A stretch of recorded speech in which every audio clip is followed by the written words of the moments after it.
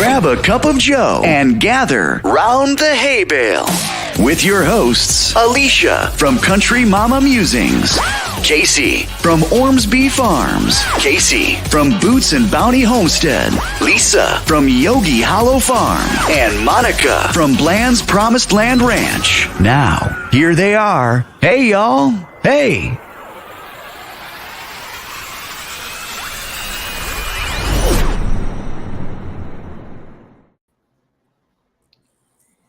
Good morning, good morning. Welcome to Round the Hay Bale. I'm Alicia. I'm Kacy. I'm Kacy. I'm Lisa. And I'm Monica. Welcome back to the Hay Bale. We are so thankful that y'all have stuck with us through our entire first season of Around the Hay Bale. Y'all, and we are super humbled by all of y'all that have given us support throughout this first season. And to end season one off right, we have one of the powerhouses behind the American Crafted Catalog here today, and a dear friend of all of ours on the panel, Nikki from Five Dog Farm. So excited. Yes. So how was everybody's week? I was just going to say, before we get into that with Nikki, how was everyone's week? Monica, how was your week? Well, we had a very lovely week here. It was mild weather, and we went on Saturday to pick up a huge pork order from the processor. And let me tell you, there is no meat shortage. Let me just tell you that, okay? If you go to your local processor, you're going to find there is not a meat shortage. But I will get to that later because we're putting out a video on that soon. But anyway, we went and picked up our pork, and I am super excited because we have so much meat in our freezer now. And that's giving me lots of ideas how I want to put that in my pantry. But we were able to use it because we not only did we pick up the pork, but we had to go get more hay. Eric didn't expect the hay that we got for the season. We buy a lot of hay for our cattle over the fall season to be ready for the winter. And we're down to like 6 bales. 6 bales of hay is not going to get us through the rest of this winter. And so when we went and picked up our pork on Saturday, I'm going to tell you how these two things are related. We called up a friend who has hay. And I said, hey, I've got pork. You've got hay. How about a barter? And so we were able to barter for 8 bales of hay. And I paid over half of that cost with the pork. So it made me super excited because I'm not just spending money that, I've got put away for extra hay that I wasn't prepared for this year. So we went and got extra 8 bales of hay. So Saturday was a really long day for Eric because he went out to go pick up the pork with me. And then we went out and picked up the hay, but I feel a little bit more prepared for the last few weeks of the colder season that we're going to need hay for the animals. So we had a really productive Saturday and it was really awesome. So I really enjoyed it. So how was your week, Miss Lisa? It was good. It was good. But I just wanted to say, I'm glad that you were able to find hay, because the big thing is we all get hay ahead of time. And I know that's one of the challenges for us because first of all, we don't know how much we're going to go through, right? Yeah. This is our first year. We just picked up our second bale on Friday, and it's just, we're lucky. We have somebody local that we told them, hey, every 2 months, we're probably going to need a bale. And so luckily we were able to get it, but large quantities like yourself, it's challenging, Yeah. We're very fortunate to have made friends with people and made those connections to know that we can grab hay. And we checked with them ahead of time and said, how many bales are you going to have? How many do you have for the rest of the season? So we kind of had a leg up on that. We knew, but the hay that we got earlier in the season, we got a lot of it. And he was empty. That was it. And the bad thing is that a lot of the hay, because it was only the first and only cut of the season last year, it is so full of sticks.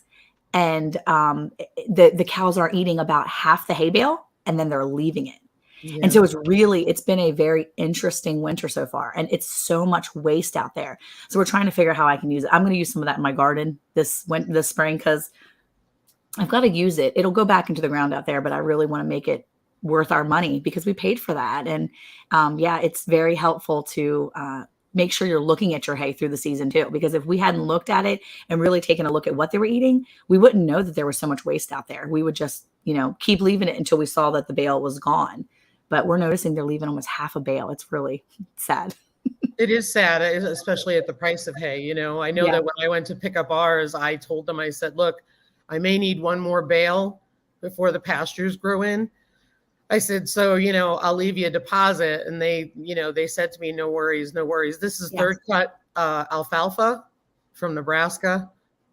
And luckily they have family members and they have it here. So it worked out good that we had it. That's but good. yeah, I mean, so we ended up, I ended up finishing the hay crib that I built, and we got a bale of hay and put it on there. I released a video this morning on it, which was really cool. Cause Monica and Eric got to see it Friday night.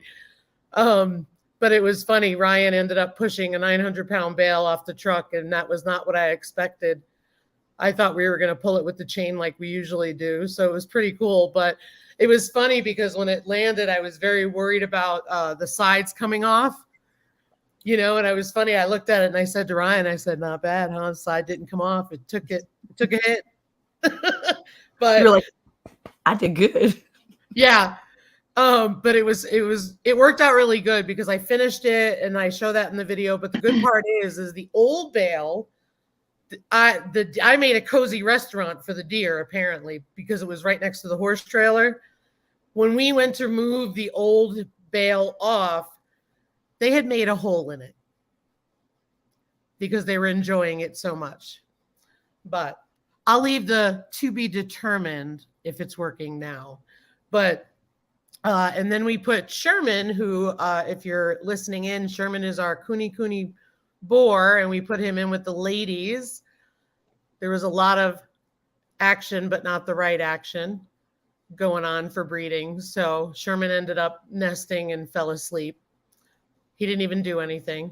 Got bored easily. What's that? He got bored easily. Yeah.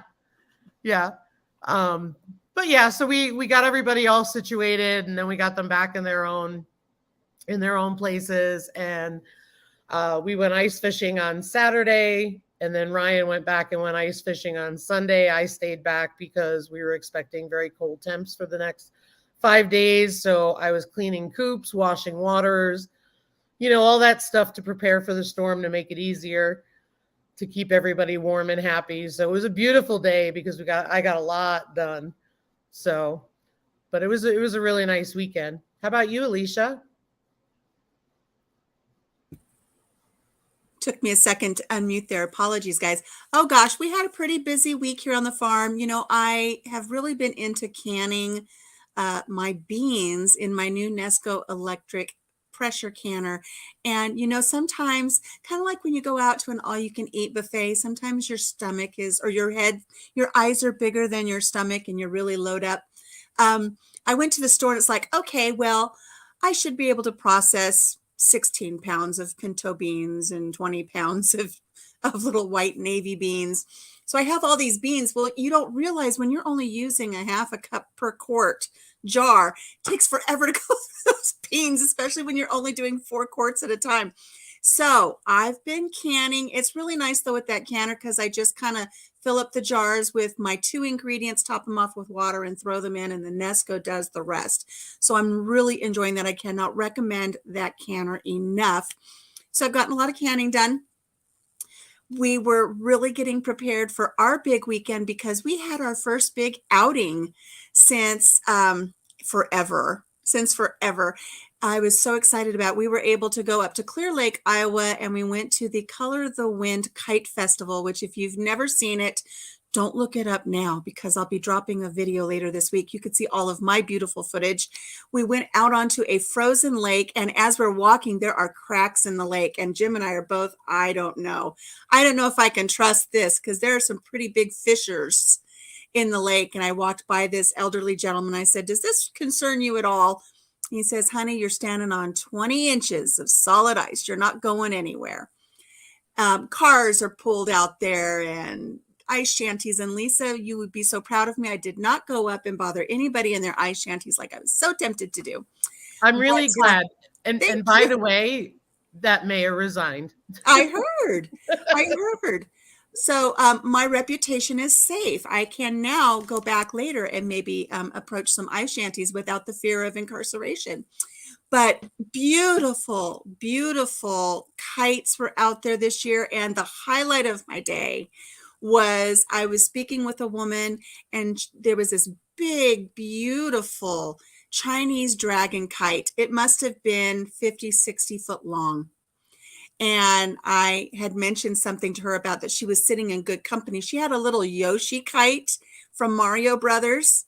It was just this little purple dinosaur with red boots. And she's next to this big, gigantic Chinese dragon. I said, well, your little dragon's in good company. And she says, go talk to that man and tell him I told you to go fly a kite. So I walked up to him. I said, that lady told me to go fly a kite. And he said, let's go.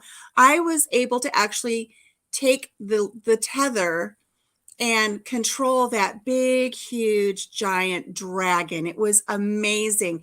But the wind was so strong that I really felt it was going to pick me up and fling me to my demise. But it was such a thrill, even though it was probably only maybe 20 feet off the ground. But I got to fly it. I would sway back and forth just using my body weight. And that dragon just swayed in the wind. It was beautiful. And when I was all done and thanked him, he said, now go get a picture. And he towed that line all the way to the top of that dragon so it would come down to the ground. And I got to stand in front of it and take pictures. That was the highlight of my day. I had so much fun, but it was so great to be out on the ice with Papa Jim. We spent all day doing that. I don't know how much I walked. I walked a lot. But when we got home that night, like my hip flexors hurt, my feet hurt. We did a lot of walking, and it was just a really great day. We look forward to it all year long.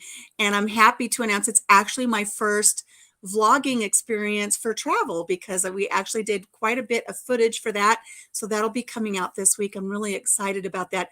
I learned a lot about what not to do with my videotaping, with my recording. So I've got a lot of growth to experience there. But then Saturday we woke up, it was another beautiful day. We were expecting temperatures in the 50s. And I thought, what are we going to do? And I was trying to come up with something more to do, but poor Papa Jim was so exhausted. So we ended up getting all dressed up just to go to Wally World. Yay. But we did go on a nature hike. And we walked about 1.5 miles on a nature trail yesterday. And that was just beautiful. So it was a great way to wrap up our week, because as Lisa says, she's expecting a harsh week weather-wise. And I'm right down the road from Lisa. So it's blowing our direction. And as of tonight, I think at 6 o'clock, we're going to be under winter weather advisory. So we'll be hunkered down again for another week of really low temperatures and a lot of snow. And you know what that means? More canning beans. Yeah, we're getting the snow started here a little while ago, and we're expecting 3 to 5. I'm hoping it's a lot more than that. You guys need the precipitation. Yeah, but as I always say, I will take feet and feet and feet of snow over the sub-zero cold. I am not leaving the house today except for chores and extra feeding. Same here. Now, Alicia, when you do your next video on canning beans, will you sing the tune with you when you're doing it? Beans, you know the tune, the one. Fruit. Yeah, exactly. There's so many variations. The more you. Hey, Kacy at Ormsby Farms, how was your week? I always see. Alicia, friend. Yes, I loved your pictures with Papa Jim. I was looking it up to see if it was Chinese New Year. Oh, isn't that a beautiful dragon? For those of you listening, was that a blonde comment? I think that was a blonde comment. But no, I really it was 2 weeks ago. Okay, so I'm not that far off. Yeah, blonde comment. I was about to say, don't kill me in the comments, y'all. But I saw it, I was like, oh my gosh, friend is going to Chinese New Year. And then it was just a dragon. But no. Well, it's not just a dragon. It's a dragon I flew. I know. The pictures were gorgeous. So y'all definitely need to check out the video because the pictures were beautiful. I'm trying to work some editing magic. But I don't know. Can't remember what TV show that was for people. I Dream of Jeannie. I Dream of Jeannie. But yeah, no, enjoyed the pictures. We were busy this week. We were at the farm Saturday and Sunday. which were never there 2 days in a row. And we've decided as a family, we're going back up for a week. And we're going to stay at the farm for a week, coming up in 2 days with no Wi-Fi, no cable, just us and all the crap this woman left at the house. You're gonna love it. Good time. I know. I'm excited. Not to sound like an old granny, but I'm taking my knitting stuff, and I've downloaded some books on my Kindle. So I'm going to. We're actually pulling the camper up there, and it's going to permanently be up there now officially. So I know, because I'll be up there. So it's finally starting to feel like I'm gonna be a homesteader. I'm gonna be a real homesteader soon enough.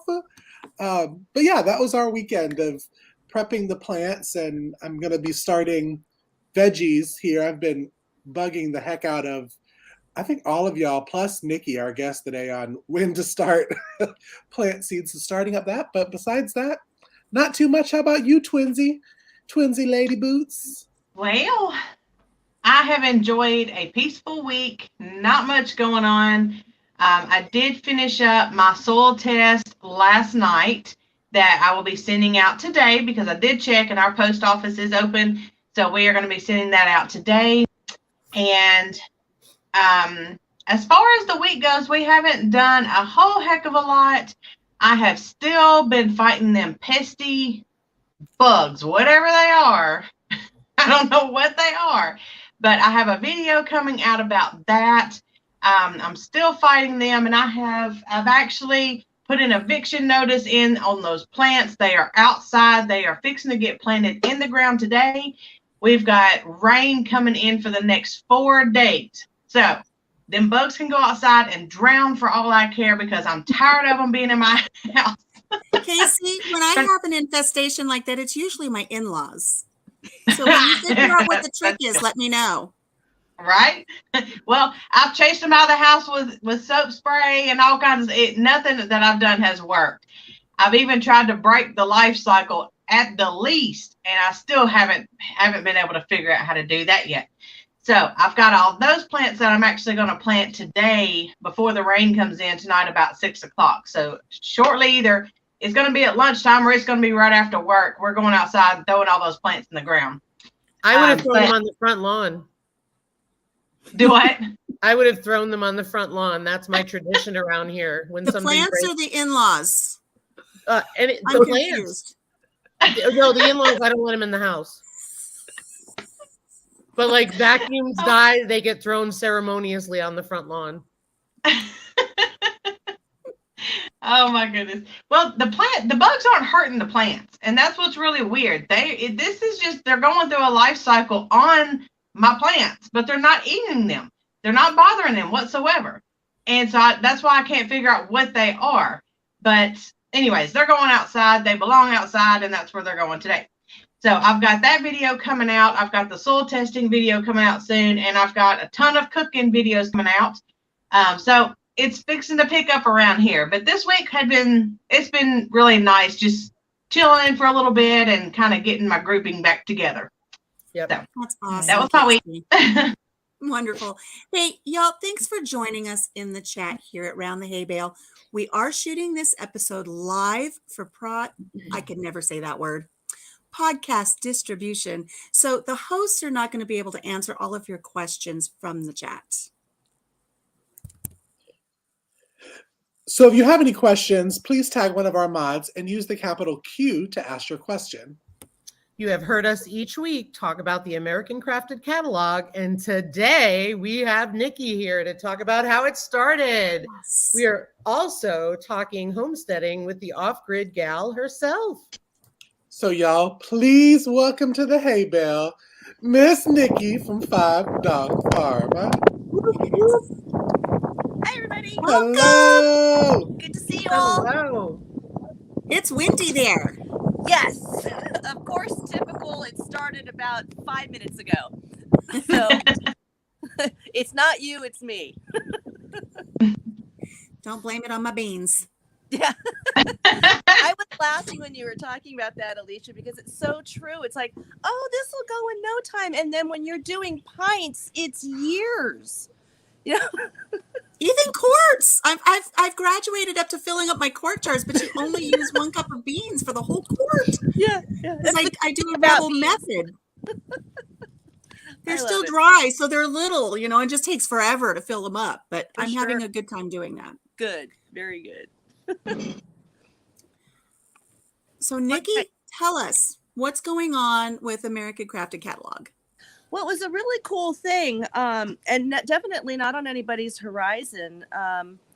Brandy over at Farm and Animals on Instagram had just sort of thrown out a question asking, is there any place where she could find that had homesteaders who actually did offer their wares, whether it was breeders or makers or crafters or what have you, looking for soaps and candles and clothing and the list goes on of what homesteaders are capable of. And a bunch of us jumped on it and said, come to think of it, no, there's really not a singular place that you could go to just to find that. So a battery of tech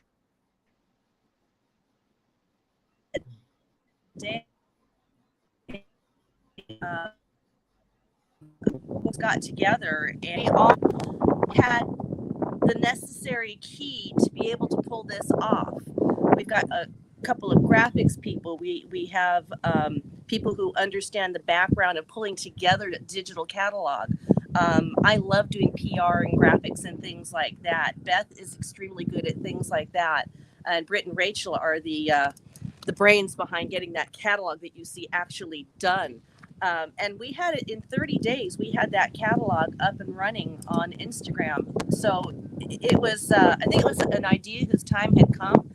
And for some reason, it was put in our laps to easily to come together to do it. So it's really exciting.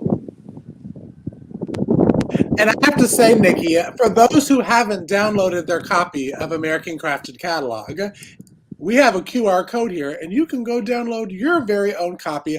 I was actually so blessed here at Ormsby Farm to be, I was reached out to by Nikki and was told about this, and our products are in the catalog. Yes, it is a fabulous catalog of not only just soaps and candles, but there's people that sell their quilts, their crocheting, their seeds for flowers. They sell honey. They sell services. There's a home chef in there who actually is in Georgia, who I'm going to be stalking very soon.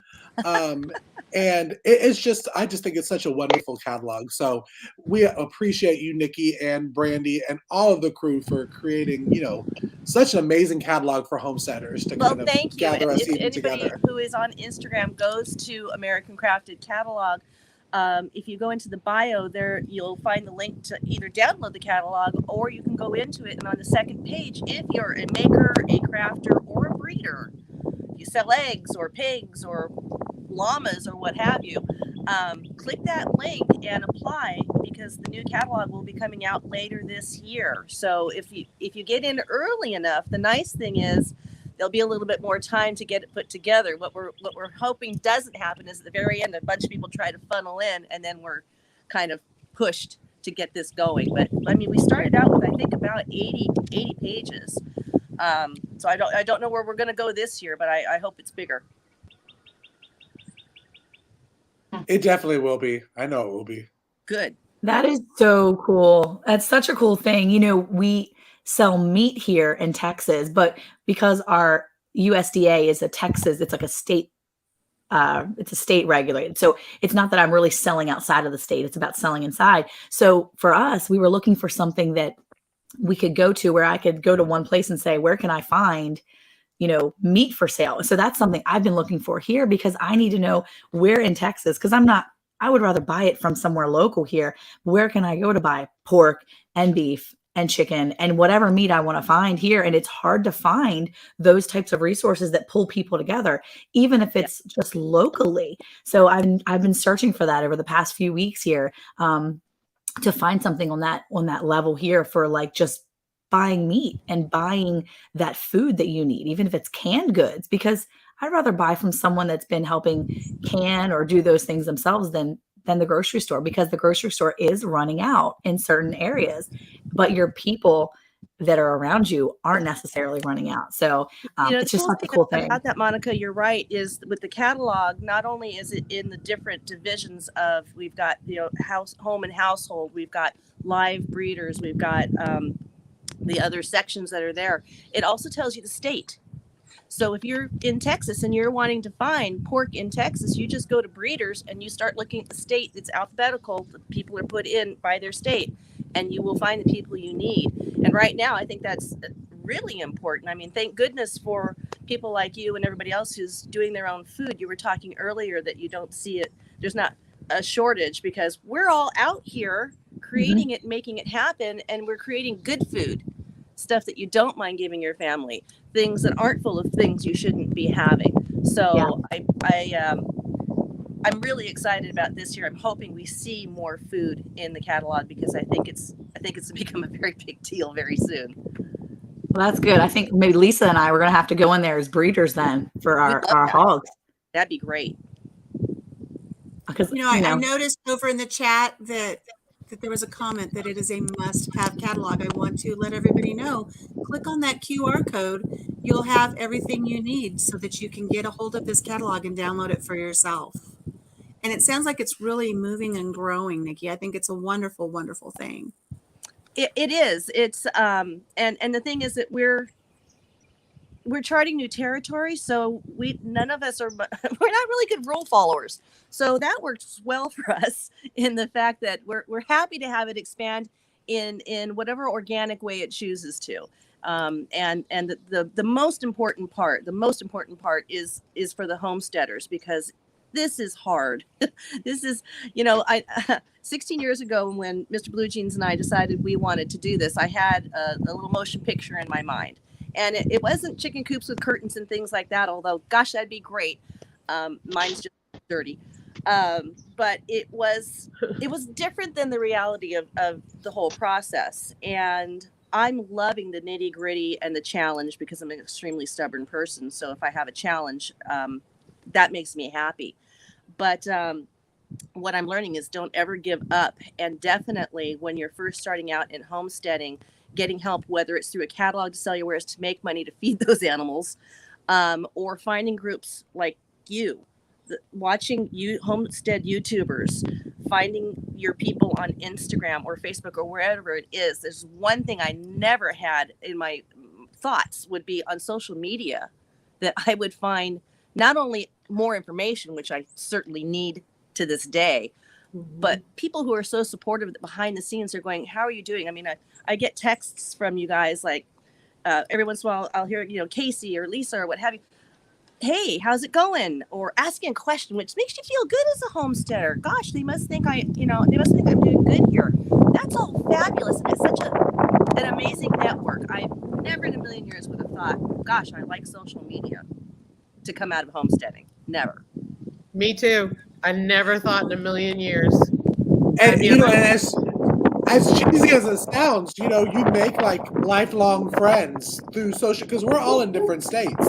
But I feel like, especially the women that are on this screen today with y'all, I have made friends that you may never meet them, but it's like, oh my God, that's my sister. That's one of my deep, deep good friends. And to find that through a homesteading community that's so supportive of each other and so ready to help and give you, I'm lost for words, and y'all know I'm never lost for words.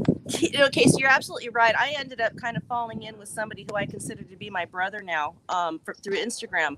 And I'm an only child, so it was kind of cool to have that connection. It was Richie at Grow, Build, Raise. I just don't have words. It's that, it's that one person that you find that you click with and you connect. And if he needs anything, he knows he can call me, and I'll be where he's at in 4.5 hours. But it's stupendous to me that you can have that kind of connection, and it's very true. You've got your sisters, and and I found people local too. The other dilemma with being a homesteader is having the time to go and see them. Yeah. It's difficult, but when you do get together, there's just so much information that you want to share and get. And it's, I wish there was some kind of a place where we could all meet up in person, but this is fabulous too. Yeah. I was picking Monica's brain yesterday. I mean, and Eric have just been so helpful with the whole pig situation. And Monica was ready to do a call. And I was just like, well, we'll just let it go for today. I mean, because if it's not happening, what do I need to call her for? It's Sunday and a family day, but there's Monica and Eric, offering up to do a video call so we can talk about some things, and it's just so super helpful. Yeah, and there's no thought behind it. It's just like, right. Absolutely, I'm there for you. My friend is in Maine, and she's a shepherdess. And when we had last year when we had the first sheep, I had no idea what I was doing. Of course, I wasn't doing it; the sheep was. But because I made the mistake of being there, I was helicopter sheep mom, and she just kind of talked me down off the wall and said, "Just leave it. Let it go." Now, so it's kind of like when I had kids. First, when I'm freaking out, the second one, I'm like, they're fine. So that helped, having somebody say they're going to be okay. It's all right. And so this time around, when we actually caught our sheep having the baby on camera, it was easier to sit back and go, okay, they know what they're doing. It's good. It's all okay. And but knowing that there's somebody there that you can call is fabulous. That's huge. It takes a lot of worry out of it. I think, they're a phone call away. Absolutely. And we were just saying it would be so nice if we could all get together. I do want to say that Kacy and I have thrown the football back and forth a little bit about seeing if we can all get together for some kind of a meetup. It's difficult for Lisa and I because we're several hours away from everybody else. But we're thinking about maybe someday seeing if we can have something that's a little bit more Midwest centrally located. So if anybody's listening and you have some ideas, make sure you let one of us know, because I think that's something we really want to see about putting together, because we are like a little family now, and it would be nice to have a little family reunion. And we've got some ideas. So everybody, put that feather in your cap, think about it, and keep us in mind. That's absolutely. What's funny is me and Monica have been talking, probably a couple months. She was like, "Oh, Kacy, yeah, I'm going to be coming through Georgia at this time. Let's meet up." So I'm already, girl, I've planned dinner. I've planned the lunch. I've already planned where everybody's staying in the house. I mean, it's like a best friend is visiting that you haven't seen for years. So I just think this community is amazing. And it is. And Jim and I were possibly planning a trip out Lisa's way, and I'm looking at Airbnb, and it's like, do I get an Airbnb for 2 or 4? Do we invite Lisa and Ryan over? If it's more than 50 miles away, we can all have a little slumber party and put a fire together. And I'm just planning all kinds of stuff. And anytime I travel anywhere, I think when I'm going down, if we go to Tennessee, it's like, can I get together with Lady Boots and Kacy? I don't know, but it actually has taken a part, and it's rooted in my plans for my future travels to include this group of homesteaders that, like you said, have become a part of your Homestead Social Media Foundation family. And it is so important. And you don't find that very often. It's rare. And I think we're all blessed to have been able to come into this, as Kadesh Farm says, kindred spirits. Absolutely. I know Nikki had wanted to meet up with us when I had to go down to North Carolina for my mom. And Nikki, you have no idea how hard it was to say no, but I just needed to get back, and I knew you understood that. But yeah. Nikki was ready to meet me on the highway as well. Absolutely. It would have been an honor for me to be able to give you a hug, and with everything that you were going through, I understand. And there's no thought. It's just what you do. Yeah. So Nikki, for those of the folks listening to the podcast and in the chat that maybe aren't familiar with you, can you share a little bit of your story about your farm? Sure. About 16 years ago, Mr. Blue Jeans and I found each other, and we blended our families. And I think the one big pull for both of us was neither one of us enjoyed the life that we had designed for ourselves, and spent 12 years getting out of it, getting bills paid, knowing that this is what we had wanted to do, that we wanted to have a little farm, grow some food, have a few animals, and just enjoy the rest of our time here on Earth. And 4 years ago, it'll be 5 years this July, we ended up a little bigger than planned. We ended up with 60 acres. We ended up having the whole family show up. We have 4 generations now here on the farm. And kind of shocked when our kids said they wanted to come. And then my dad had passed and my mom said, I'm coming. So it kind of turned into a bigger thing. But I come from a background of my grandma lived with us. So I learned to cook and can, garden, all these things at a really young age. Sewing, which is my passion. Don't get me started. Those are things that I didn't even realize brought me to this lifestyle and made it a little easier for me. Plus, being stubborn and liking a challenge was huge because you need those things. And so we started off with 2 donkeys. I don't have a lot of patience, so I didn't want to wait. And so I got the donkeys and they delivered, let's see, we finished about 2 hours before they showed up, building the area for them to be in, because I kind of jumped the gun and made that happen. So one thing I'm trying to learn is patience. That's been something. But yeah, we're all set up here. We've got chickens, ducks, guinea hens, Katahdin sheep, the donkeys that I had mentioned, coonies, mangalistas, dogs, and in May we'll have turkey. And I'm pretty sure that's it. We're on animal wise. We're not looking to bring anything else in unless somebody has a peacock. If anybody has a peacock they want to get rid of, call me. I want a peacock. So the thing that I'm trying to learn this year is, you were talking about this, Monica. I want to grow hay. I don't have the first clue how to do this. So orchard grass is what we need because I want to be self-sufficient. I don't want to keep going to town to have to buy 400 bales of hay. So that's kind of huge for me. We've got a tractor. I've learned to drive it. And now I have to learn how to plant and figure out how to do orchard grass hay. So that's kind of on the agenda this year. And then hopefully finishing our farmhouse and moving in. We're off grid. We're kind of a weird combination of both. My mom is in her mid 80s now. And we just didn't want to take her out of a life she had always had and plop her down here. And although she was game for it, it really just worked out better for her. And our other daughter who moved here first, she works full time, so they wanted power. So I acquiesced and said, okay, power it is. I don't want it at my house. So we're going solar. We do not have power. I didn't want it. And then we had to get water. We didn't want to do that either, but we drilled a well. We had the world's worst water ever. There was no way to clean it. It would have cost tens of thousands of dollars in order to do that. So we pulled in water. But again, I stopped my water outside the house. It's there if we need it. But I have a 2,500 gallon rain barrel water tank, and we'll putting up gutters, and we'll be doing that. It was the dream from the beginning, and I didn't want to abandon that. So we're off grid on an on grid farm.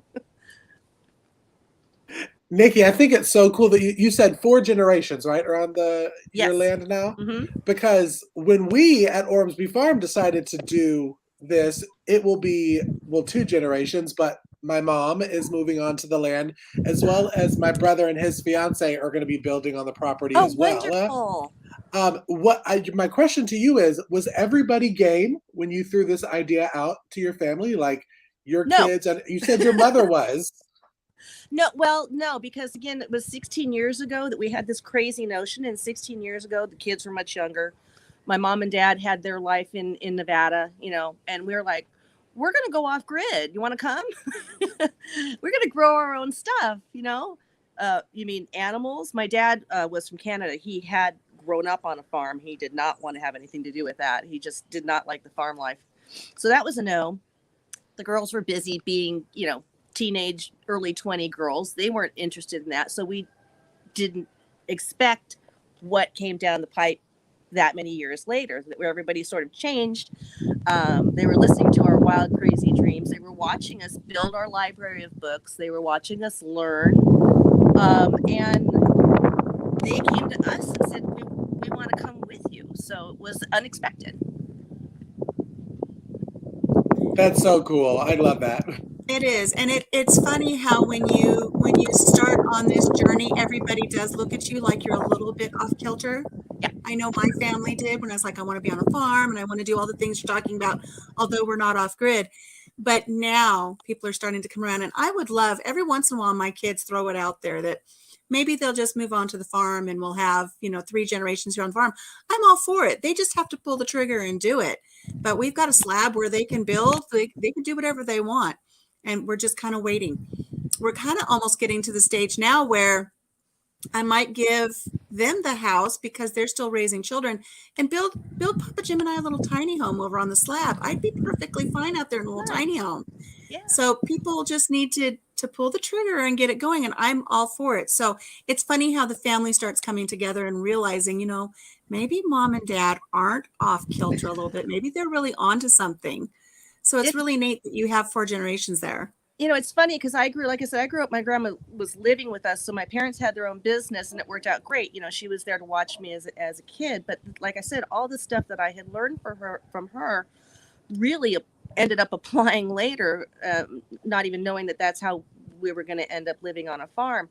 And the cool part is now the girls they're doing the same, and my granddaughter. So I'm kind of doing what my grandma did, because now on Fridays we have cooking class and I teach them how to make homemade French fries. And this year I'm going to attempt planting potatoes. So we're going to go from the potato to the house to how to make the French fry and all of that.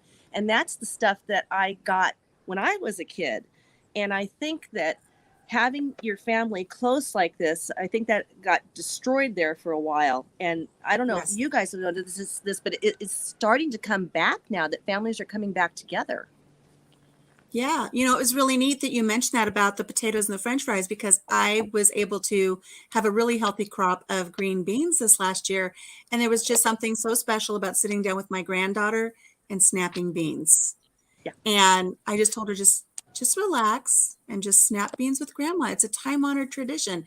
And it's so neat that I'm hoping that's a memory she'll always have. She long will. after I'm gone, is snapping beans with grandma.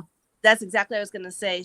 Alicia, she will not forget that. And that's the cool part. I remember snapping beans with my grandma. And again, we were in the city, but she did all that. I remember we had figs. We had every plant imaginable in the backyard. We had pomegranates and figs and kumquats and all kinds of stuff. And she taught me how to do fig jam with paraffin wax on top and just all this stuff that I wish I had spent a little bit more time with her. At a certain point, like 13, I'm like, I'm out of here. Should have stayed there, got more sewing lessons. Y'all, I've been robbed. What do you mean? I hear these grandma stories. I didn't have a grandma. Oh, Lisa. You can come. I'll be your grandma. Yeah. You can come do French fries with us, Lisa. Okay. Thank you. Well, I think the really good point you're making, though, is that this is the essence of this wonderful community, social media community that can be a positive, is that when you don't have those experiences that you grew up with, you maybe don't have those experiences. Like Lisa said, she doesn't have those grandma stories. You can glean information from this type of community and then be the type of person that maybe you're missing, or be that for somebody else. Because whereas you didn't have that experience, Lisa, you may be that aunt for someone or that grandma for someone one day on social media. I look at Sandy over at Suburban Homesteading, Wyoming, Arizona, and she's like literally like I'm looking at her like she's my mom teaching me something different.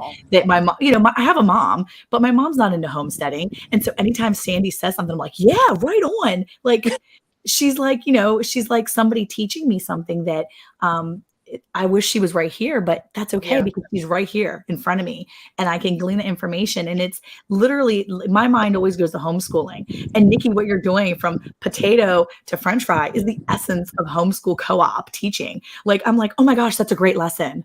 Like I need to put that in my homeschool co-op thing.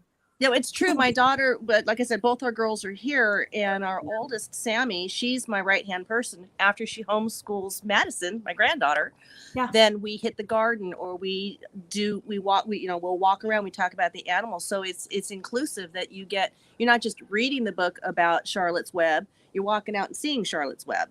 And that is homeschooling.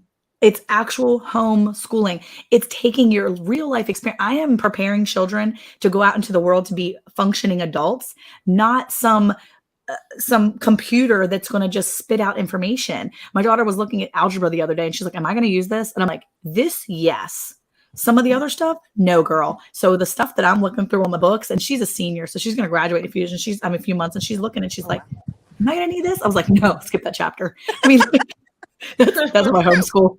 I'm probably like the worst homeschool mom ever. But the thing is that real world is what I need to give my children now so they can function in the real world, not so they can just get out there and say, oh, I didn't know that. Yeah. I didn't read that in a book. Yeah, no, I think girl. trade schools fell off there for a while. I think it's unfortunate because you need the mechanics of this world. You know, you need these people, you need the butchers, you need these things. And the cool thing about all of you and YouTube and all of this is, I don't know if anybody's looking at this like you're getting free mentorship here. You can look for a variety of people, you know, when you click with somebody, and typically you end up when you click with them actually having conversations with them where they help you. Where else do you get free mentorship like this? Nowhere. It's really something. And like you were saying, Monica, between homeschooling and having this vast variety of people that you can either count on or learn from,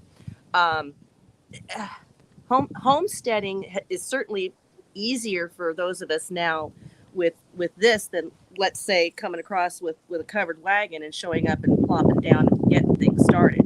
This, when I think about our forefathers, this is a breeze. Sure.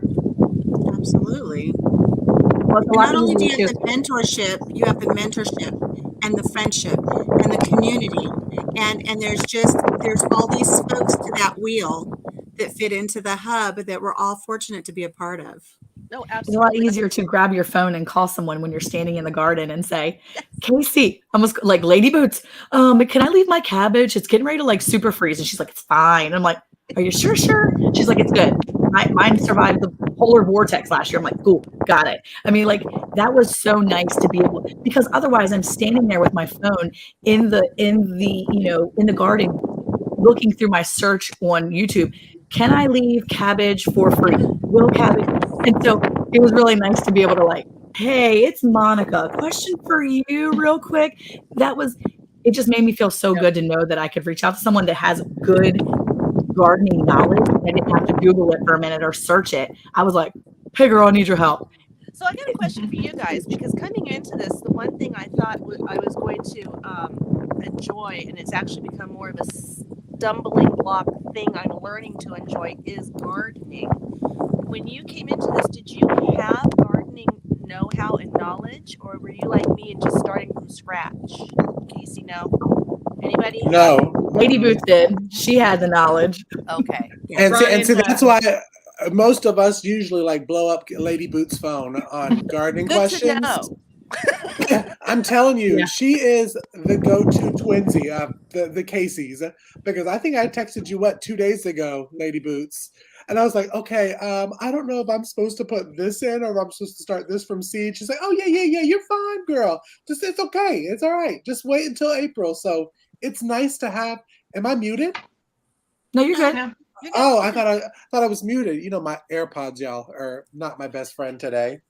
But no, when Monica said Googling it, you know, you actually get better advice from having friends that have done it. They've been there, done that, got the t-shirt, than Googling it. Because You can't Google experience. You That's can't exactly Google it. experience. Exactly. You cannot. Yep. I looked up, I can't remember exactly what I was looking up garden-wise. I think it was about potatoes. And I Googled it because I had texted a couple people on Instagram, and I was impatient, and it had been like 3 minutes. I'm like, nobody's responding. So I Googled it, and the Google answer compared to when Carmen from Jesus Loving Homestead actually emailed me back was totally wrong. And I'm like, I'm going to trust Carmen. I'm going to go with Carmen's response. That's the problem that we had with our chickens, right? It's like the percentage of the protein in the feed. And I was talking about this Friday night. It's like our chickens did not look good, and it wasn't molting at that time. They looked horrible. and it was the percentage of the protein. You know, you Google it, they all say 16%. Mm-hmm. Right now, you know, what's that, Kacy? We do 22%. Well, we've done 16%. We had polar vortex last year, no problem. Now I've got a bunch of them. They're on 21% because I couldn't find 18. But I've actually found a layer. But there's a good example of you're Googling and you're finding one thing, and then you're asking somebody and you're getting another. Yeah. Yes. So, I think it's comparable. It's comparable. Everything that we're learning is comparable to having that aunt or that grandma or that mother, where when you're a new mother, yeah, you can Google about little things that you're dealing with your children, but it's so much better to have somebody that's been through raising children and can give you sound advice. I know a lot of the things that I learned from my mother-in-law, you're not going to find on Google, and they work tried and true. So I think that's kind of how I am looking at what we're seeing right now. It's like having that family member or that very close friend that can say, I've been there, I've done it. But to answer your question, Nikki, I know my first year gardening, it's kind of like I just kind of threw it out there and saw what stuck. And then I learned from there. Okay. And I will not be planting cucumbers this year. Oh my God. I did 80 plants last year. It was so stupid. It was my first time starting seeds. I was I composted when we were living in Wisconsin and got that down and really enjoyed the process. And my daughter Sammy is going to start doing worms, a little worm farm. That's her project. So that was cool. And I thought, well, this is going to be easy. And then, boy, let me tell you, when it came to starting the seeds and all of that. But so I started a bunch because I didn't have confidence in myself. And all 80 of them started. So I was an idiot. And I can't kill these. So I planted them. And I had what I called the zucchini of plants because they saw me come in with cucumbers and everybody's like, we're done. We don't want no more cucumbers. Thank you very much. So this year I'm planting 8. That's it. Learn my lesson. I'm only planting them so I have extra treats for the chickens. There's no room in my pantry for any more cucumber anything. I've got so many varieties of pickles in there and relishes, but I will plant them for the chickens. This year my big crop will be beans. Alicia, it's funny because me and you were actually talking about that when I was planning out my garden. I said, I think I'm going to do 4 rows of 8 plants each row of cucumbers. And Alicia goes, are you crazy? Don't do it. But yes, I am crazy. Don't Kacy, you saw my cucumber video, and that was only 4 plants. Oh, wow. I mean, I would go out in the morning to let the chickens out, and there would be a little cucumber like this. I'd go back to put them in at nighttime, and they'd already be this big. Yeah. They grow during the day like crazy. And I would harvest and turn around, and I'd have to harvest again. And I couldn't process them fast enough. I'm chucking them to the chickens while I'm cutting them into pickles. Yeah. Well, Alicia, I just wanted to touch on this one comment that I saw in the comments to all of us on the panel. But it said that I'm too nervous to contact anybody, especially the ones that are on the panel for any kind of help. And said again, because they make me all nervous and don't want to feel stupid.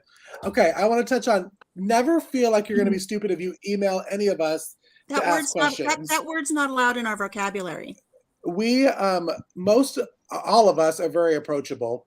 Please feel free to email, text, throw something at us for a question. That makes me sad that somebody feels that they can't ask questions. We all started somewhere. We all have to ask questions. We're still asking questions. I'm every day still asking questions. And there's certain people that have strengths in other places. Like I could teach, which I'm hoping to do later this year on YouTube. Like I said, my sewing is really my passion. So I'm going to start to do some mending things. I think on Homestead, you're going to need to fix a sock. You're going to have to fix that hole. You're going to need to be able to put a button on your clothing.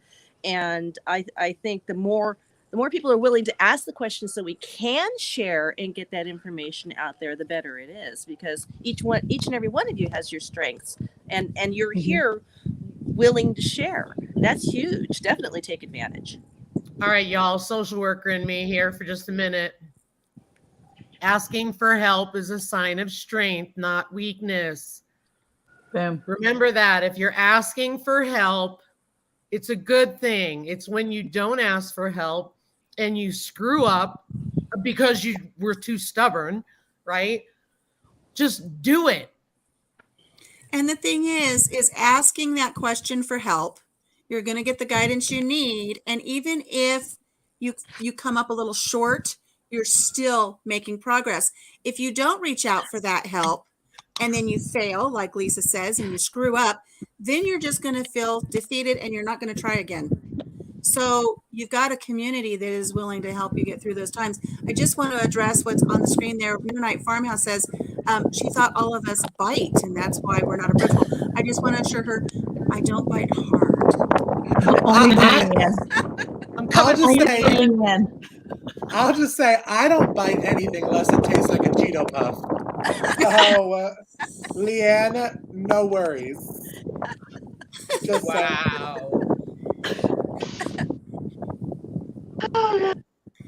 But no, that's why we created this podcast, is for people to learn from we have tons of experience combined.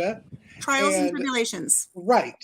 And so if you feel like you have a question, all of us have social media.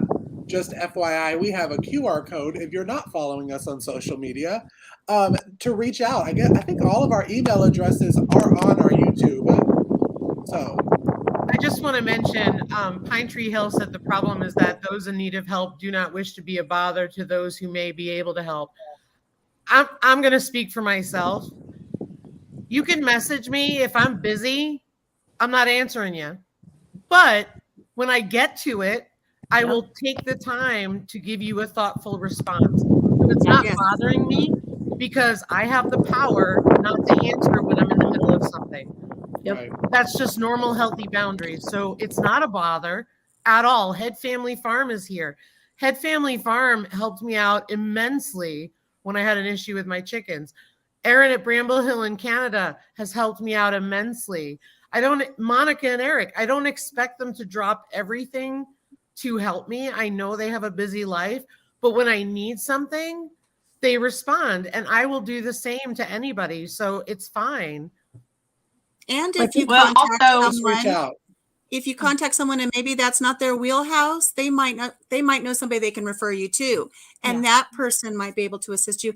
And it's not a bother because a lot of us enjoy sharing what we have learned, even whether it's trial or by tribulation. We enjoy sharing that. So it's not a bother, but don't take it personally if it does take a while for somebody to get back with you, because we do have our homestead lives and we have our families and we have, other social obligations. And so we might not be able to answer right away, but please don't think of it as a bother. Yeah. But also don't wait until you are in dire need of information. Mm-hmm. If you see something is changing, something is coming, go ahead and try to learn and get in front of it before it's like, oh my God, my pigs don't went down. What do I do now? Well, you knew she was sick for 2 weeks. Why didn't you ask? You've got to ask. Yes, she called us last night at 10 o'clock, helping her with Femora. We're here. We will be able to help you, with anything. And if not, we will direct you somewhere. But don't wait until the last minute until you need an answer right then, because people may not be available. Ask and learn along the way so that you are ready as well. And I'm an open book. Y'all have my contact information. You can get with me anytime, as well as any of these ladies and Kacy on here. We're an open book. We will share anything that will help you be a more successful person in life. Mm-hmm. And I think the other thing, you brought up a really good point, Kacy. It's like when I was talking earlier about Eric and Monica being willing to call and talk to me, that was just a good example of how I really didn't need to talk to them. So why should I take away from their time? But when Grant was in there and they were fighting and all that, like, we handled it. You know what I'm saying? But it was the other stuff that I was talking to her about, the signs of heat and all that stuff and the things that I was seeing behaviorally. That was a helpful conversation. And then I knew that they had to go, they had plans, but it's like you just figure stuff out on your own too. Right. And I think it's like what Lisa hinted to earlier, is just make sure you set up healthy boundaries. Don't text somebody or instant message somebody at 3 a.m. saying, "Hey, when you have time, can I have that pickle recipe?" Make sure you respect the boundaries, and keep it to where the wheelhouses are. If we can help you with that, just like Lisa said, set up those healthy boundaries. Well, don't forget, we have social media for Around the Hay Bale. So if you're interested in reaching out to one of us and you don't know personally, or you're afraid to reach out individually, we have, if you hit that QR code up there, we have an Instagram page where you can DM the group. And if one of us can't particularly help you, the other one may be available. If I'm busy with schoolwork for my kids and Lisa's available because she's hanging out doing something, she could probably answer. So it's a great way to get a group of resources. Also, there's a great Facebook page. Maybe you don't do Instagram. There's a great Facebook page called Homesteading 101 that Kacy had set up, and we're on there too. And the thing is that there's a group where you can go to. There's all kinds of resources that if you're afraid to reach out to individually us, there are other resources that you can reach out to. But again, we're a group and we're on Instagram and I believe Facebook. And so there's always a place to reach out to us and someone can get back to you. It may not be with that minute. Kacy, Ormsby Farms likes to, hey, I need an answer right this second. But like Lady Boots said, sometimes you just give it a second. 30 seconds. Why isn't somebody paying attention? Set a boundary, Kacy. I was in that potato conversation, Kacy. I just couldn't type anything. And then he was like, and then Carmen came back in and I'm like, oh great, now I look like the slacker that ignored Kacy. Well, Nikki, I want to know before we kind of let you off the hook here on Round the Hay Bale, do you have any questions for us before we say goodbye? Oh gosh. Well, I would love to know what did you do before homesteading? So what was the thing that you were doing? Because homesteading takes a lot. I see Lady Boots is saying homesteading. Nothing. This is my life. So I was a paraprofessional. I worked with special needs students in the public school setting for many, many years before we pulled up stakes and moved to the Midwest. Oh wow! Never looked back. Best decision ever. Fabulous. You definitely learn patience. That's something you need on homesteading for sure. I was an actor, so I was far off of any thought of homesteading. Hair flip. No, I was a city boy acting, LA. That's where I thought my life was going to go. And then I discovered Living Traditions Homestead, and they have changed my entire life because of watching a video on sugar cookies. So that was your turning point. It's something, I don't know, something about it just, me and Monica talk about it all the time. I always felt a void in my life doing acting, and I just thought it was because I wasn't getting the right role. And then I started hearing about this homesteading thing, and it was getting popular on YouTube. So I was like, okay, let me just tune in and see what it is. And it felt like and these are bigger channels that, I don't always follow now, but filled that void in my soul, in my spirit that I needed. And I was like, see, this is what God has pushed me to continue, is to do this. And all four of us in the family now could not be happier. None of us would have thought farming, homesteading would be something that we would do. And now all of us were like, oh my God, I want to learn how to do this. Let's learn how to make our own soaps, candles, and sewing. Me and Nikki have talked about sewing all the time. So that's where I was. What about the rest of you? I mean, we always talked about it. We did gardening all the time. And then we just always had property that wouldn't accommodate it, but it fit the budget. And then before I retired, I was a licensed mental health and addictions counselor. So did a lot of supervising and clinical director work. But now just doing this. But when we moved out here, it was really events in the world that led us to be really worried and concerned. And it really pushed us to focus on this versus letting life take it away all the time, if that makes sense. We only have 2 acres, but we had buildings here. And so that's what started with chickens. And we're still looking for other land. I don't think it'll happen, but we're still looking. But land is pretty expensive out here now. We used to live in a it's gone up a huge percentage, over 50% since when we moved out here. Yeah. Well, that was a great question for all of us, Nikki. Thank you so much. And Thanks for having we're all grateful in the homesteading community for the American Crafted Catalog and how you all give back to the community. Thank you very much. And y'all be sure to scan the QR code to get your copy of the first edition of the American Crafted Catalog. We want to hear from you guys. So let's chat some homesteading and see, do any of you guys have any questions for Nikki? Go ahead and start typing that in. And while you're doing that, be sure to press the letter Q before sending your comment or question so that our moderators or so that the hosts can see that. Well, Nikki, I'll give you a little bit of the background from myself, just because I grew up in it. I grew up with my dad's family, and saying that they were all farmers. We had the big white 2-story farmhouse my grandparents lived in. When we get together, we have 75 to 100 people all together at family functions for their side of the family. I mean, it was really big, and it always has been, and we've only multiplied since then. But we still farm the same land, and we do some family share crops, where we all pitch in and grow big crops of something, and then we all split it. You know, because I live in the city. I live on 1/3 of an acre, and I do everything I can here. But my dad also has land, and my cousins have land, and we all share and provide different things.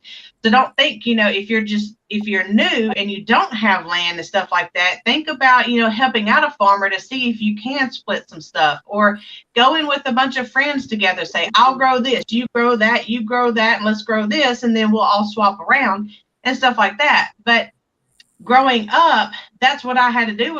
We worked in the garden. We had 5 acres of watermelons and cantaloupe, and we sold that out to the public, and we just had it all figured out, you know, because that's all my family ever did, was they lived off the land. They had their animals, and that was it. It was also back in the day when people had extra children and like rented them out to other farmers so they could help the other families. I have cousins that have different last names because they were loaned off to this other family and they took on their name. And so my kids are like, we're kin to them? How in the world are they kin to us? We don't even have the same name. You know, I've never even met them, and I have to explain to them how it happened. And, you know, so stuff like that back in the day did happen. But me growing up, that's all I was used to. And my cousins, we still butcher all of the meats, and, you know, and it's really a neat process. My family, it was funny because when I was growing up, my friends would come to my house and they were just so fascinated that my daddy had horses and he drove wagons and carried children around the fields, and it's stuff they never participated in. And growing up, we have gotten away from that so much, and now my children are bringing their friends over and they're seeing our stuff, and I'm like, this is what my friends felt like, because I'm seeing my children's friends' faces. But on the other hand, I'm also a nurse. I'm a full-time nurse. I'm an EMT. I'm a licensed massage therapist. And so I'm all in the medical field. So if you ever need any medical help, I'm also here for that too. So I consider myself a Jill of all trades, a master of none. Just like they've told us in nursing school, you've got to know something about everything and everything about something. So that's a little bit of my background. That's really cool. I mean, that's well-rounded to have the medical background on top of everything else. That's really neat. Yes, that was my passion. My apologies to Kacy for moving on before she was able to share that, because when she said homesteading, that's kind of what I do. I thought that was her answer. So my apologies, Kacy. No, you're fine. If you were close enough to me, you'd be in my mag for sure. I'd be like, I want her in my group. What? Well, you know, I said, if you were closer to me, you would be in my mag. You would be like, I'd be like, she's in my group. That's my group. When you talk about farming children out to other places, it really makes a lot of sense now about my childhood, because it seemed like my older brothers were always trying to do that. I'm going to call Kacy the next time I need stitches, because now I got a suture kit. I'm just going to call her and have her walk me through it. There you go. You need to make sure you teach her FaceTime and all the technology first, and that way she can properly FaceTime. Right. Hi, I'm afraid I'm going to fall in the future. So before this happens, can we practice a couple of FaceTimes? Yeah. That way, on the fly, you can be like, I got you. I'm an open book. I don't do technology. But you're doing so good. I see a lot of chatter over in the chat, but I don't see any specific questions. So guys, we've only got a little bit of time left. Make sure if you have a question specifically for Nikki over at Five Dog Farm, or for any of us for that matter, make sure you put it over in the chat so we can address that before we say goodbye, because our time is almost to an end. Okay, Nikki, I have a question for you. Not really a question, more of a request. I was wondering if you would have in the future any egg aprons that you might be creating and having up for your for sale. I do have an egg apron. I started creating them back when we were living in Wisconsin. Coming to raw land, we bought 60 acres of raw land, and creating the farmstead sort of put my sewing and my store on the back burner. But I already have a pattern that I created for that, and hopefully summer of this year you'll see that. Okay. I also have several more of the 5-tier ruffle aprons coming out. One will have sort of a gardening pattern. And I also have a men's apron that I do. I love ticking. I love old-fashioned fabrics. And I have a lot of ticking. So I have, it sort of looks like those, it's just a very simple barbecue apron, but it has pockets for your tools and things that you would use at a barbecue. So you'll be seeing those come out, as well as reusable napkins and paper towels and Swippers and dusters and other things that I make. I've got most of my photos in right now, and it's just a matter of getting on and getting it uploaded. My mom kind of took a turn with her health here recently. So the remainder of time that I had to do things like that and upload the store has sort of been set aside because she's needing a little bit of care right now. So it is coming, but a little bit later than I had hoped for. But the store at 5dog.farm is my website, is there. And a lot of the reusables I talked about are already there, plus my beeswax wraps. Good. So in addition to the website, sorry, Monica. That's okay. I was going to say, in addition to the website, I think if I'm reading between the lines, I think in the next American Crafted catalog, you might be seeing some egg aprons. Possibly. Wink, wink. Well, I like the idea of a men's barbecue apron, because we wouldn't use it for barbecue. We would use it more for a processing, because any aprons that have pockets you can use for processing. Eric has a shirt now. He just calls the kill shirt, because it's the shirt that has like all the stains on it from processing animals. Yeah. So he doesn't use that shirt often. It stays and then we pull the kill shirt out. And Right. But I would love to have a nice, he did invest in a butcher apron, but it's real heavy. And so a nice cotton apron that people use for barbecuing is actually more up my alley. And so I've kind of been in the process of looking for that. But if I know that you're going to have maybe a barbecue apron, I might wait and hold off, because, his birthday's in November. I can wait till then. Oh, perfect. Yeah, we're good. By the end of the year, I can invest in a nice apron for him that's dual purpose. Because I'm going to put that on my list. I have the model already made. And a lot of this stuff I had done, I really didn't even think about a store. I was just making things and giving them to friends and relatives, and everybody kept saying, you should sell this, because I take my sewing very seriously. So I have 9 sewing machines. I have also a serger. I have 2 treadle machines. I have a 1 horsepower sewing machine that I did have the pleasure of running my finger through once. But I used to have a business where I made and sold dog collars and leashes. So I needed strong machines, and you'll be seeing that come back as well in time, the dog collars, leashes, and bandanas that I did. So I look at it, and I know all of you do with any product that you put out, or even what you're doing on YouTube, is you're giving a part of you, and you want it to be right, and you want it to be good. And I think that's the other thing about through local and homestead. These people have put their soul into it. You're getting a little bit of love with that, and you don't get that when you walk into a big box store. It's true. Exactly. It makes such a difference.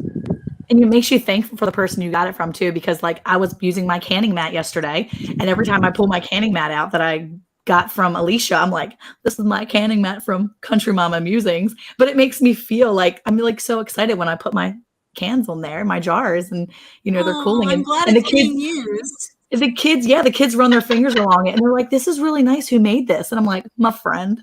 And see, But that's it's just it makes the person creating it, you feel so good that somebody has said, your stuff looks great, I want to buy that from you. And then they come back and it's just such a wonderful feeling that you can have return customers and people who really want your things and appreciate what you put into them.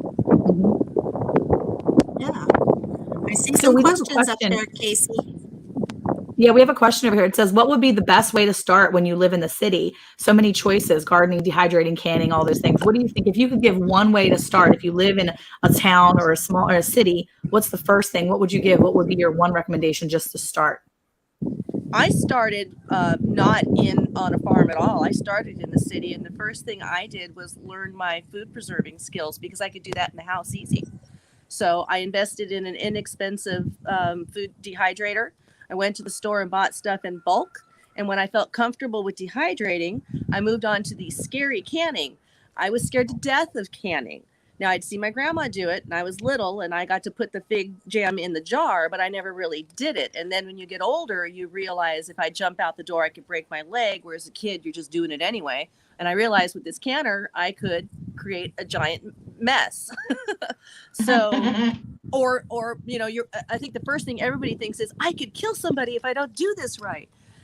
The rules are simple, and if you follow them, you can do it. So I would say invest in an inexpensive dehydrator to start. Do it during the winter; it'll keep your room nice and warm. Just don't do onions, and start there and get that. I did. I'm just saying, it was something.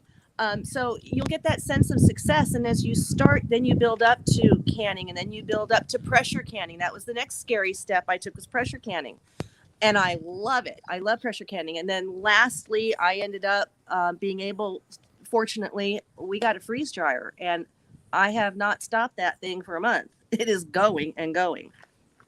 So that's what I would say. Just Right. start. And in the city, you can start learning how to preserve that food, but you can also do just some simple container gardening in 5-gallon buckets, and you can get enough to just sustain a meal here or there. You don't have to worry about preserving it, but you can enjoy that bounty while you're learning about how to start your seedlings and how to, say pinch back certain vegetable plants so you'll get more productive plant out of it.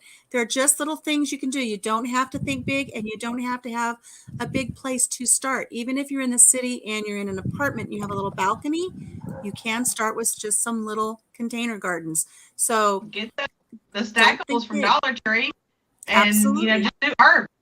Just do herb. Yeah, there's lots of things you can start with. So there's also a question in the chat. I saw that one. Yeah. So there's also a question in the chat about, Nikki, did you enjoy the day off for your birthday this weekend? Actually, yes. The kids had asked me what I wanted for my birthday, and I said, I really have everything I need. There's nothing that I need. And they said, well, what if we do all the cooking and dishes and take care of the animals, and you just take a day off? And that was great, except I got used to it really quick. So this morning when I got up, I thought, oh, the dishes. They're there. We don't have a dishwasher. We just do it by hand. So yes, it was wonderful. My family was great to me. Well, That's happy awesome. birthday, Nikki. Thank you. And, I just really want to encourage everybody, if you've got these questions, like we said before, reach out to someone in the homesteading community on YouTube or social media. You can get the answers you're looking for. If you've enjoyed topics here on Round the Hay Bale, be sure to scan the QR code on the screen to download the previous episodes and so much more. Also, learn more about our sponsor for the Hay Bale American Crafted Catalog, which began with one simple question: is there a place to buy goods online from small farms and homesteads? The innocent question came from Brandy from Farm It Animals, and by the end of the day, the homesteading community was at work.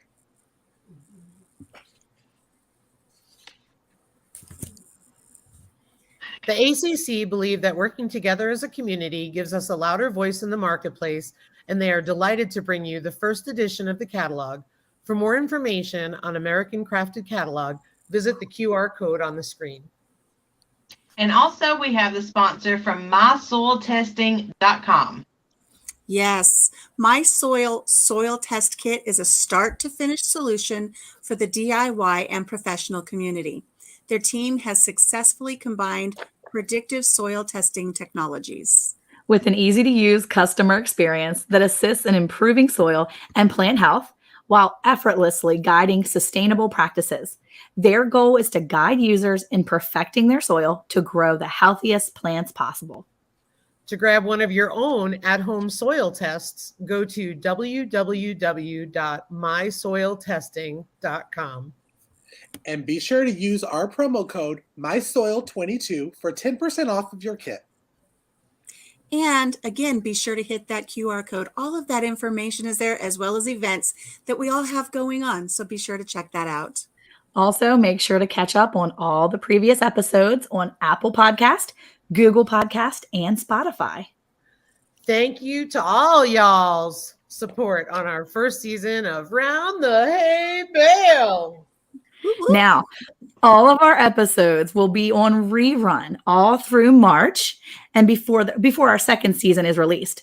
Season 2, we will be pre-recording our podcast and releasing them exclusively on Apple Podcast, Google Podcast, and Spotify every Monday starting in April.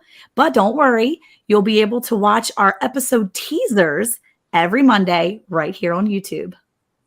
Exciting, exciting. All right, friends, thanks again for stopping by the hay bale. Thanks again to Nikki from 5 Dog Farms for joining us, and be sure to press that thumbs up and subscribe. Tune in next week to see all of our favorite moments of season 1. Goodbye, friends. Bye. Bye, y'all. Bye, guys.